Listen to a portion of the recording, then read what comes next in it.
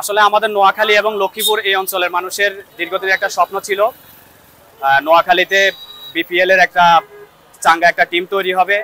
আজকে সে আসার পরিপ্রেক্ষিতে নোয়াখালী এক্সপ্রেস নামে আজকে আমাদের যে লটারিটা হয়েছে এখানে আমরা খুব হতাশাব্যঞ্জক মানে বাণী দেখতে পাচ্ছি। আমরা খুব হতাশ হয়েছি।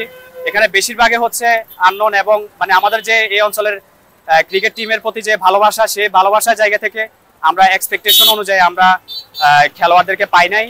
তো আমাদের কর্তৃপক্ষের প্রতি আমাদের অনুরোধ থাকবে যে আমাদের এই টিমটা যেন আরো গোছালো এবং সুন্দর হয় এবং আমরা যেন এদেশের মানুষের এবং এই অঞ্চলের মানুষের একটা স্বপ্ন রয়েছে নোয়াখালী সবসময় সেরা থাকে। তো বিপিএল এ যেন আমরা সেরা হই এবং সেরাদের সেরা হই সে আশা এবং প্রত্যাশা রাখি।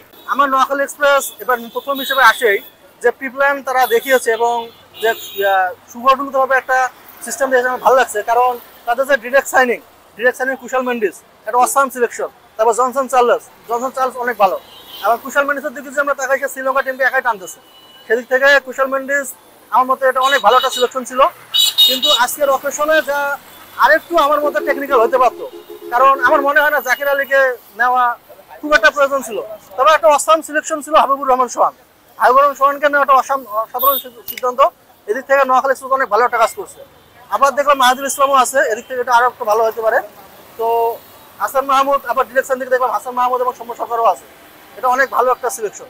তো আমি নোয়াখালী এক্সপ্রেস নিয়ে অনেক আশাবাদী, আশা করতেছি অনেক ভালো কিছু করবে। আমার বাসা কিন্তু দিনাজপুরে, কিন্তু আমি নোয়াখালী বিজ্ঞান প্রযুক্তি বিশ্ববিদ্যালয়ে পড়াশোনা করতেছি, সেই হিসেবে আমার নোয়াখালী এক্সপ্রেস নিয়ে অনেক বড় একটা এক্সপেকটেশন আছে এবং এটা সব কোণে কাজ করবে, প্লাস সাপোর্টটা তো অবশ্যই কাজ করবে। এবং নোয়াখালী এক্সপ্রেস যেহেতু বিপিএল বা প্রথমভাবে আসলো, আমি আশা করবো যে তারা তাদের পারফরমেন্স এবং তাদের যে প্রফেশনালিজম সেই প্রফেশনালিজমটা মেনটেন করবে। এবং ভবিষ্যতে আমরা দেখি যে বিপিএল এর একটা ফ্র্যাঞ্চাইজি আসলে সেটা কন্টিনিউ করতে পারে না, কিছুদিন চায় তারপর ফ্র্যাঞ্চাইজি আবার চেঞ্জ হয়ে যায়, অন্য মালিক আসে। এটা দেখা যায় যে আমাদের দেশের ক্রিকেটের সাথে কোনো উপকারে আসে না এবং বিপিএল এর সাথে তো বলা যায় যে কোনো উপকারই আসে না। তো আমি চাইবো যে যিনি এবার ফ্র্যাঞ্চাইজি ওনার উনি কন্টিনিউ করুক এবং নোয়াখালীবাসীর অনেক এক্সপেকটেশন, অনেক দিনের চাহিদা ছিল নোয়াখালী এক্সপ্রেস দল একটা বিপিএল টিমে আসবে এবং নোয়াখালীবাসী আমি চাইবো অনেক সাপোর্ট দিবে এবং বিপিএল একটা ভালো কিছু করবে এবং রংপুর রাইডার্স অথবা নোয়াখালী এক্সপ্রেস দুই দলের মধ্যে যে কোনো একটা দলকে আমি চ্যাম্পিয়ন হিসেবে দেখতে চাই। আমরা আজকে জানতে পেরেছি আমাদের নোয়াখালী এক্সপ্রেস যে টিমের এটি লটারি ঘোষণা করা হয়েছে। আমরা এটিতে আশাব্যঞ্জক তেমন ফলাফল দেখতে পাইনি, ভালো প্লেয়ারও আসেনি। তো আমরা চাইবো কি যে প্লেয়ারগুলো নেওয়া হয়েছে এগুলা যাতে ভালোভাবে ট্রেন করা হয় এবং এগুলার মাধ্যমে যাতে একটা ভালো ফলাফল করতে পারে আর কি।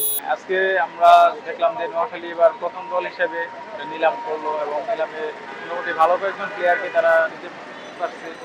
আশা করি সামনে খুব ভালো করবে, যেহেতু প্রথম দল তাদের থেকে প্রত্যাশা আমাদের একটু ভালো। আশা করি শুভকামনা রইল তাদের জন্য।